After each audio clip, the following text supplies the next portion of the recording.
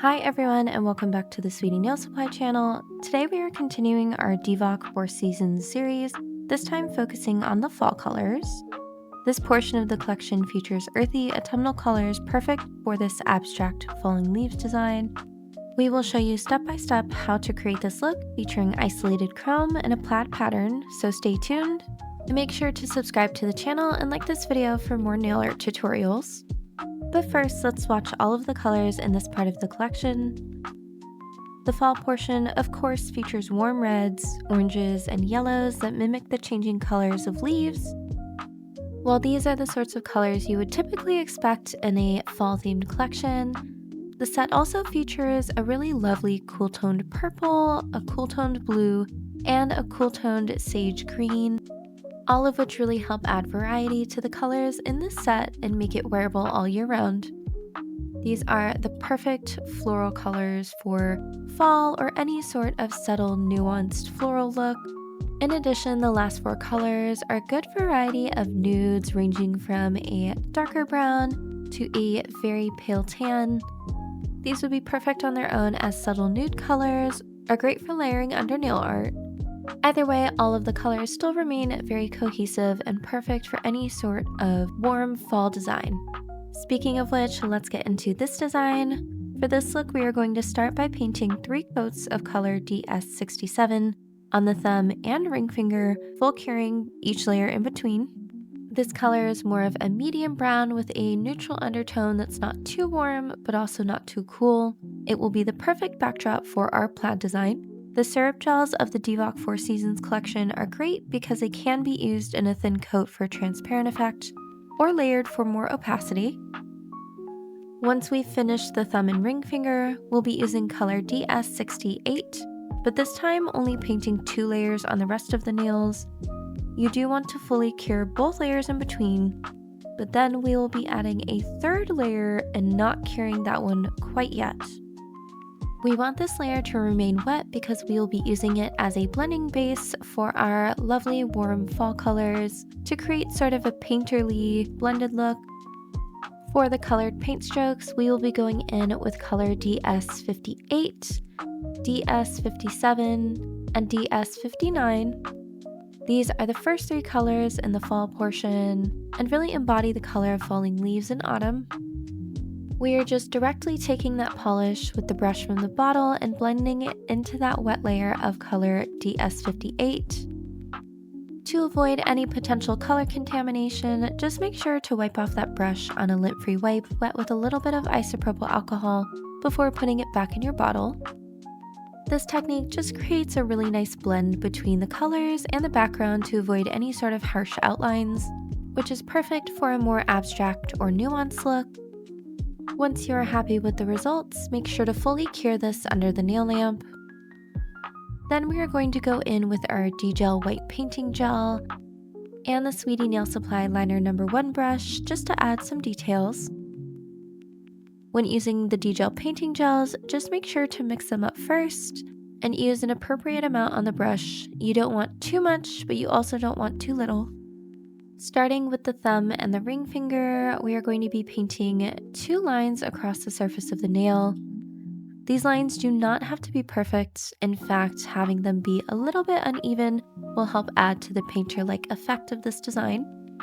For the horizontal line, you might find it easier to start in the center of the nail and work towards each edge. That way you ensure you have a nice straight line across. Repeat this on the ring finger and then fully cure both nails in the nail lamp. For the rest of the fingers, we will be outlining some leaf shapes in that same white liner gel with the same liner brush. Again, the lines here do not have to be perfect, which is the beauty of this design.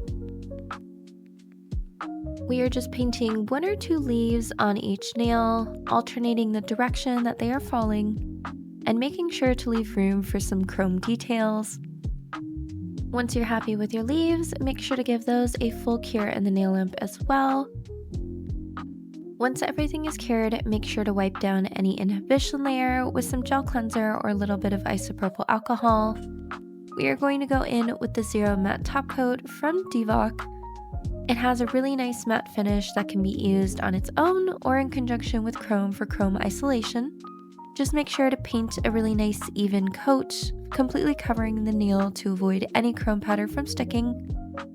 And once you're finished adding a coat to every nail, you can full cure this for 60 seconds.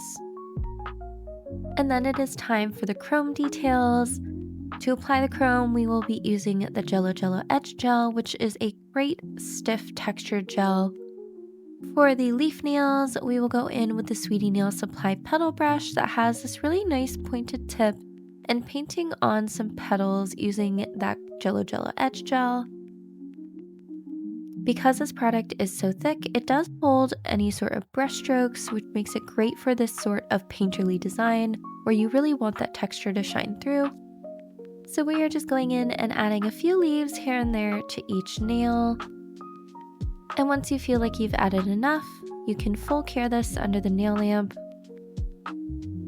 Though this product is clear, so it's a little bit hard to see, when you shine it in the light, you can definitely see the texture at least behind. For those chrome details, we will be going in with the Blonde Silky Champagne Chrome Powder. This is a lovely cool toned gold chrome that will contrast nicely to the warm leaf colors and perfectly match that cool tone nude underneath. Using the provided eyeshadow applicator, we are just buffing this chrome into those spots where we painted on the leaves, and then wiping away any excess with a disposable makeup sponge or a dense brush if that's what you have. And then for the thumb and ring finger, we will be using the Sweetie Nail Supply check brush and that same Jello Edge Gel, this time painting on some straight lines right next to those white lines we already painted. This will create our plaid or gingham look. In this case, we're using that Jello Edge Gel as a base for some gold stripes. The check brush with its nice squared off tip makes it really easy to create these sorts of thicker lines that are perfect for checkered, gingham, or plaid looks. And once again, we are just painting these lines on quite messily because we do want this to look sort of rustic and natural. So it's okay if these lines are not perfectly even. This design is very forgiving, especially for beginner nail artists. After curing those lines, we're going in with that same gold chrome powder and just buffing that into the cured gel. And then it's just a matter of wiping it away with a brush or with a makeup sponge to leave behind that nice isolated chrome pattern. After cleaning off all of the excess chrome, we are going to top coat just the isolated chrome portions, leaving the rest of the nail matte. To seal in the chrome, we are using the DVOK Enamel Top. It is a mid to high viscosity gel that is non-white and non-yellowing. We're just using that Sweetie Nail Supply Liner number 1 to top coat over all of the gold leaves. It's okay if you go a little bit outside of the leaf perimeter. In fact, it's probably best to do so. That way the top coat can really create a seal and preserve your chrome designs for a longer period of time. We're using that same top gel just to paint over those chrome stripes on the ring and the thumb finger. A top coat also really helps bring out the luster of chrome. You might be able to see here just how shiny it looks once you have that top coat added. And once you give all of the nails a final full cure in the lamp, this design is done. We hope you enjoyed this autumn-inspired design, which focuses on the gorgeous colors from the DVOK Four Seasons collection. We'd love to see what you are making with it, so please make sure to tag us in your sets. And all of the items we used today will be linked down below. Otherwise, make sure that you are subscribed to see what we do with the last of the series, the winter set, and we will hopefully see you all next time.